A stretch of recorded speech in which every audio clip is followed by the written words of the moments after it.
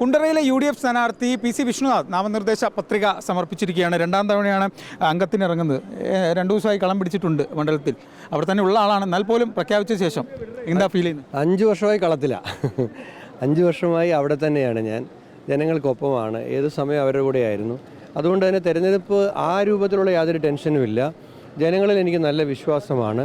അപ്പോൾ 5 വർഷമായി ജനങ്ങൾക്കിടയിൽ പ്രവർത്തിച്ചതിന് അവരുടെ ആ സ്നേഹം തിരിച്ച് ഈ തെരഞ്ഞെടുപ്പിൽ എനിക്ക് ലഭിക്കുമെന്ന് എനിക്ക് നല്ല വിശ്വാസമുണ്ട്, ഉറപ്പുണ്ട്. LDFിൻ്റെ സ്ഥാനാർത്ഥി പ്രാദേശികമായുള്ള ആളാണ്. ആ അഡ്വാൻറ്റേജ് മുതലെടുക്കാൻ ശ്രമിക്കുന്നു എന്നാണ് അവർ പറയുന്നത്. ഞങ്ങളത് അതിൻ്റെ റിസൾട്ട് ഉണ്ടാവുമെന്ന് അവർ പറയുന്നു. എങ്ങനെ കാണുന്നത്? കുണ്ടറയുടെ കാര്യത്തിൽ കഴിഞ്ഞ തവണ എന്തെങ്കിലും പ്രാദേശികം പറയായിരുന്നു. ഇപ്പം ഞാൻ ഏറ്റവും വലിയ കുണ്ടറക്കാരൻ ഇപ്പം ഞാനാണ്. അപ്പോൾ അതുകൊണ്ട് അവിടെ ഒരു പ്രാദേശികത്തിനും ഞാൻ ഈ കഴിഞ്ഞ 5 വർഷക്കാലവും കുണ്ടറയിൽ തന്നെ പെരുമ്പുഴയിൽ എൻ്റെ ഓഫീസും ജനങ്ങളുമായിട്ട് നിരന്തരമായി ബന്ധപ്പെട്ടിരിക്കുന്നതാണ്. ഈ തെരഞ്ഞെടുപ്പ് അത് മാത്രമല്ലല്ലോ, ഈ ഗവൺമെൻറ്റിനെതിരായിട്ടുള്ള വലിയ വികാരമുള്ള ഒരു തെരഞ്ഞെടുപ്പല്ലേ. ഈ ഗവൺമെൻറ് അഴിമതി, ഈ ഗവൺമെൻറ്റിൻ്റെ സ്വജനപക്ഷപാതം, ഈ ഗവൺമെൻറ്റിൻ്റെ വിലക്കയറ്റം സൃഷ്ടിക്കുന്ന നടപടികൾ, തൊഴിലില്ലായ്മ രൂക്ഷമാക്കുന്ന നടപടികൾ, ശബരിമല ധർമ്മശാസ്താവിൻ്റെ സ്വർണം വരെ കക്കുന്ന കൊള്ള, ഇതെല്ലാം ജനങ്ങൾ ചർച്ച ചെയ്ത് എണ്ണി കണക്ക് ചോദിക്കാൻ പോകുന്ന ഒരു ഇലക്ഷനല്ലേ. അപ്പോൾ അതെല്ലാം വരട്ടെ.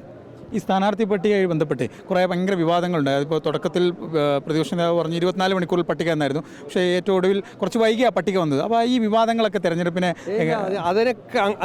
അത്തരം അഭിപ്രായങ്ങൾക്കൊക്കെ 2-3 ദിവസം മുമ്പ് ആളുകൾ കേൾക്കുമായിരുന്നു. ഇപ്പം ഞങ്ങളെ 140 സ്ഥാനാർത്ഥികളും ഫീൽഡിലാണ്. LDFിൻ്റെയും NDAയുടെയും ഒന്നും സ്ഥാനാർത്ഥികൾ എല്ലാ മണ്ഡലത്തിലേക്ക് ഇപ്പോഴും ആയിട്ടില്ല. അപ്പോൾ അതുകൊണ്ട് ഞങ്ങളുടെ നേരെ പിടിച്ച മൈക്കെല്ലാം തിരിച്ച് LDFിൻ്റെ നേരെ പിടിക്കേണ്ടതാണെന്ന് അഭ്യർത്ഥിക്കുന്നു. ആരൊക്കെ ഉണ്ടാക്കിയൊരു വിവാദമായിട്ട് തോന്നുന്നുണ്ടോ? ഞാനിപ്പോൾ അങ്ങനെ കരുതുന്നില്ല. എന്തായാലും ഞങ്ങൾ ഒരു മീഡിയ ഫ്രണ്ട്ലി ആയിട്ടുള്ള ഒരു മുന്നണിയാണ്.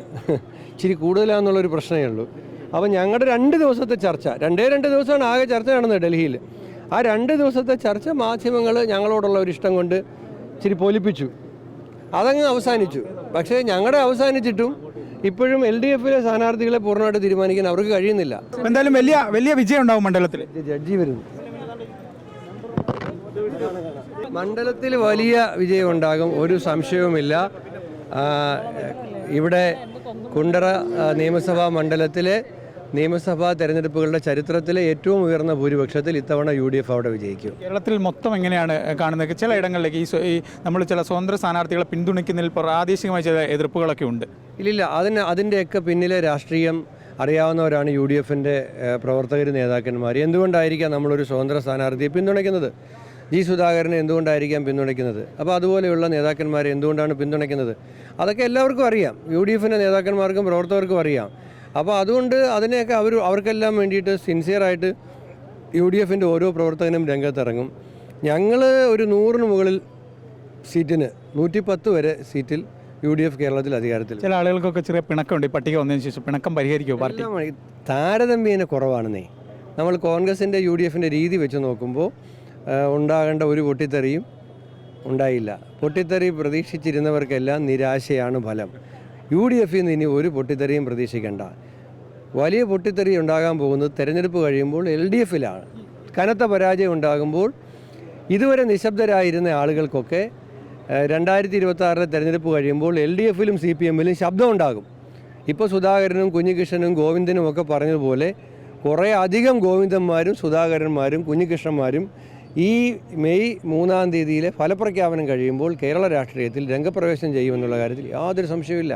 പുനലൂരെ ചെറിയ പ്രശ്നങ്ങളുണ്ട്, അറിഞ്ഞു കാണുമല്ലോ. അത് പരിഹരിക്കാൻ ശ്രമിക്കുന്ന പ്രശ്നമാണ്. അത് പരിഹരിക്കും. പരിഹരിക്കാനുള്ള പ്രവർത്തനങ്ങൾ തുടങ്ങിയിട്ടുണ്ട്. അത് വിജയിക്കും.